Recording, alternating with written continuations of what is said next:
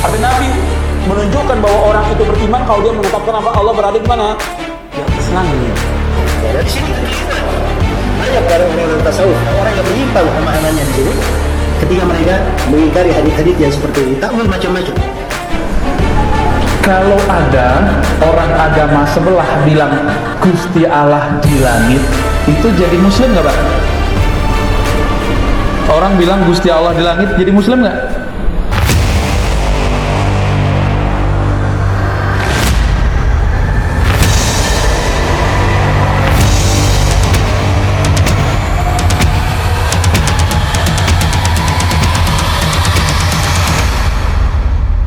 Kita mengetahui bahwa hadis Rasul itu jumlahnya banyak sekali. Bahkan jutaan hadis serta ratusan bahkan ribuan perawi ikut andil dalam penyebaran hadis tersebut. Maka dari itu, akan sangat memungkinkan banyak hadis yang tidak tercatat dan bahkan kontradiktif antara satu dan lainnya. Mengingat para perawi itu juga manusia, bukan malaikat. Di sini akan kita dengar pendapat Ustadz Salafi Wahabi yang ngotot hanya mengambil satu hadis meskipun itu kontradiktif. Padahal ada hadis lain yang juga hadis Rasul, lalu kenapa yang lain tidak dibahas?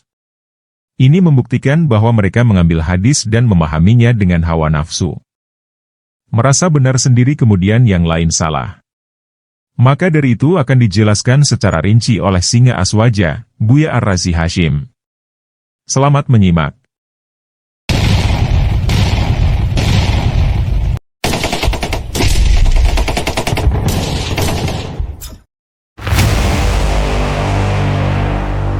Di zaman Nabi, ya, bukan ulama, budak hamba sahaya. Ya, hamba sahayanya seorang sahabat, Muawiyah bin Hakam As-Sulami. Ya Rasulullah, saya akan memerintahkan budak saya. Kamu tanya dulu, bawa ke sini. Dibawa, ditanya oleh Nabi. Yang ditanya Nabi, Aina Allah? Di mana Allah? Dijawab oleh budak ini, di sana, di atas langit. Wa man ana, siapa aku? Anta Rasulullah, ka Rasulullah. Apa kata Rasulullah kepada Muawiyah bin Hakam As-Sulami? A'tiqha fa innaha mu'minah. Merdekakan dia karena dia seorang mukmin. Hadis ini sahih dari Imam Muslim dan yang lainnya. Sahih. Artinya Nabi menunjukkan bahwa orang itu beriman kalau dia menetapkan apa Allah berada di mana? Di atas langit. Di atas arsy. Ketika dia tanya lagi, aku siapa? Engkau Rasulullah. Dia orang yang beriman. Sekarang ini ada orang-orang yang tidak paham ketika ditanya, Ustadznya di mana Allah? Nggak tahu di mana Allah itu. Nah, gimana antum nggak tahu? Adapun dari takrir beliau diriwayatkan oleh Imam Muslim dari Muawiyah bin Hakam As-Sulami radhiyallahu taala anhu, ketika Nabi akan membebaskan seorang budak, dites budaknya. Ditanya dua pertanyaan untuk menguji keimanannya. Pertanyaan yang pertama, aina Allah? Di mana Allah? Ya. Maka si budak menjawab, fis sama, di atas langit. Ditanya lagi pertanyaan yang kedua, siapa saya? Maka si budak menjawab, engkau adalah Rasulullah.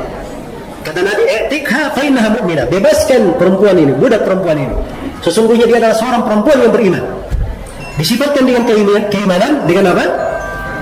Dengan dua keyakinan ini, meyakini Allah di atas langit dan Nabi adalah apa? Rasulullah. Iya. Jelas ya? Ya, dari sini kekeliruan banyak dari orang-orang tasawuf dan orang yang menyimpang pemahamannya di sini ketika mereka mengingkari hadis-hadis yang seperti ini, takwil macam-macam. Nah, karena memang dasar pemikiran seperti itu, tidak mau tunduk di dalam apa? Syariat. Padahal ini adalah hal yang disepakati. Tidak ada dari ulama pun, dari imam empat sebelumnya dan setelahnya yang mengingkari hadis ini atau menyalahi dari konsekuensi. Selevel ketua komisi fatwa diceramahi oleh anak baru hijrah, tamat SMP lagi. Apa kata dia?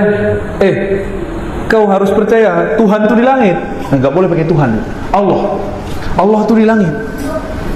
Sebenarnya kalau kita mengikuti hadis Imam Muslim, jadi suatu kali seorang sahabat namanya Ibnul Hakam. Ibnul Hakam ini punya karyawati, budaknya sendiri. Dulu budak beda dengan karyawati, nggak digaji. Budaknya ini agak lelet mikirnya. Siapa yang ngomong begitu? Imam Ibnu Hajar. Lelet mikir tuh kan, lelet mikir. Itu bukan penghinaan terhadap sahabat Nabi, enggak. Itu kenyataannya, biasa aja menyebut begitu ya. Orang bati susah, kalau kapal itu susah. Memahami perintah itu tidak mudah. Akhirnya adalah beberapa kasus ternaknya tidak beres. Jadi dia ngurus ternak Ibnul Hakam. Maka Ibnul Hakam keselnya bukan main. Lalu beliau bernazar, kalau dia diberiman menurut Rasulullah, saya akan merdekakan. Maka dibawa kepada Rasulullah supaya disidang, ditanya. Maka dalam riwayat hadis Nabi ada 3 versi riwayat. Sedangkan kelompok seberang yang disebut tadi oleh Buya Muhammad Zawir Huda, nah si anak SMP ini baru membaca 1 riwayat Imam Muslim. Ada 3 riwayat, 3 versi. Riwayat pertama, Nabi bertanya, Aina Allah? Di mana Allah? Kalau bahasa Jawanya gimana Pak? Allah nang di? Oh Tuhan, Gusti Allah ya. Gusti Allah nang di gitu. Ini Nabi nanya, Aina Allah? Di mana Allah? Ini satu versi. Kalau ditanya di mana, jawabnya apa? Riwayat ini menyebutkan Jariyah, budak perempuan, menjawab fis sama. Di mana? Di langit. Sama itu juga berarti kullu ma yasmu, semua yang di atas. Sumu artinya atas, tinggi. Makanya di Saudi orang petinggi-petinggi itu disebut sahibus sumu.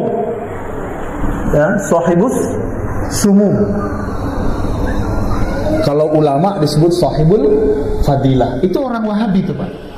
Giliran nama Nabi nggak boleh pakai Sayyidina.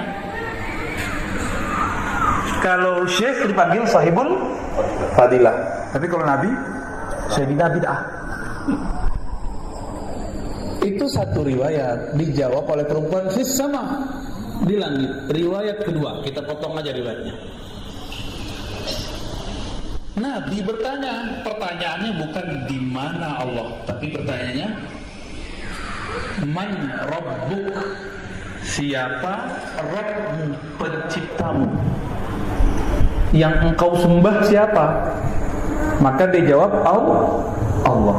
Riwayat ketiga, dan ini ada di riwayat Imam Ahmad ya tadi, riwayatnya Hasan, disebutkan bahwa Nabi bertanya, Atashhadina an la ilaha illallah? Apakah engkau, hai budak perempuan, percaya tiada yang berhak disembah kecuali Allah?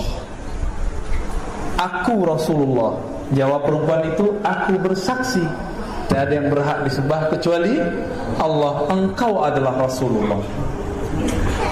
Dari 3 riwayat itu, ini hadis kan beritanya sama.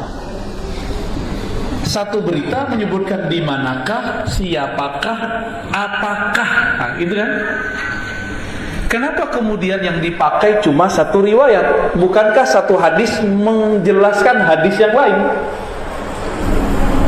Jadi dalam ilmu hadis, kalau ada hadis berbeda, itu metode pertamanya dijamak, dicari kesamaan maknanya. Sekarang nih, ini udah sering kita ulang-ulang dulu ya.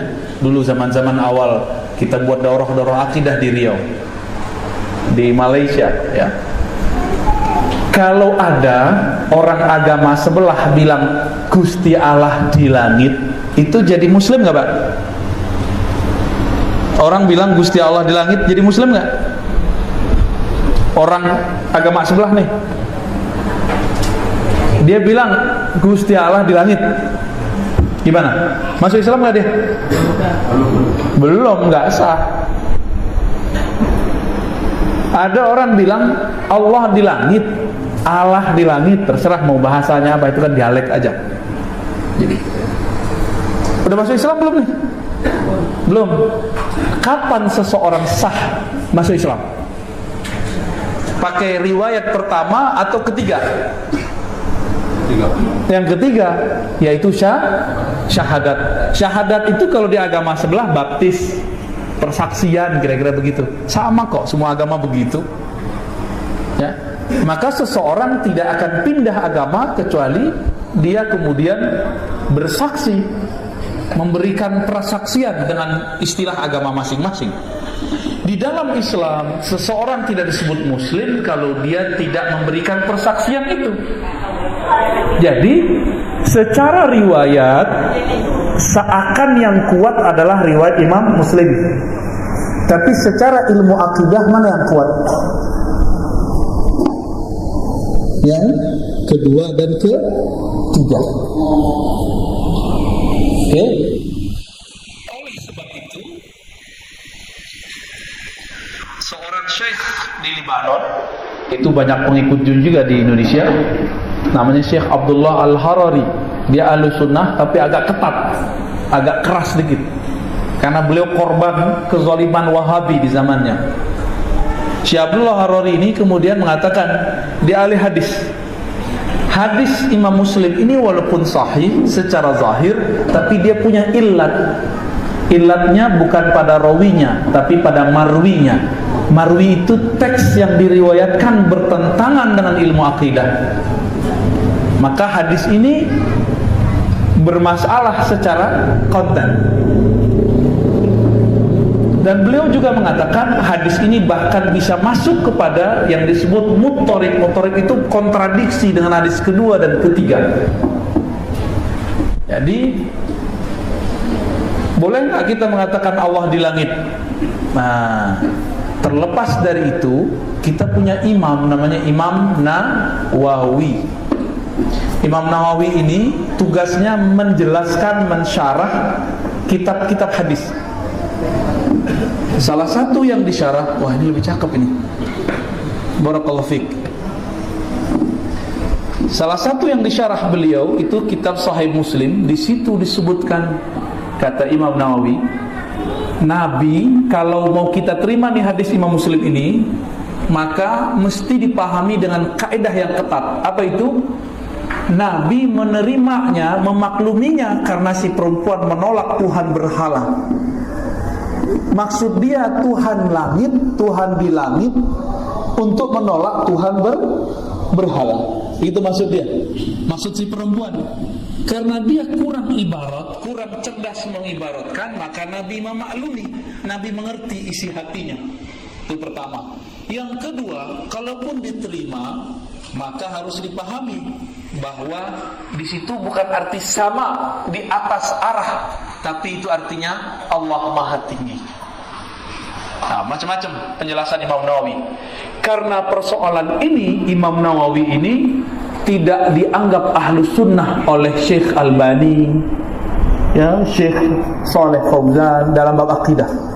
Jadi imam-imam aja mereka keluar dari Ahlus Sunnah, apalagi cuma ketua komisi fatwa.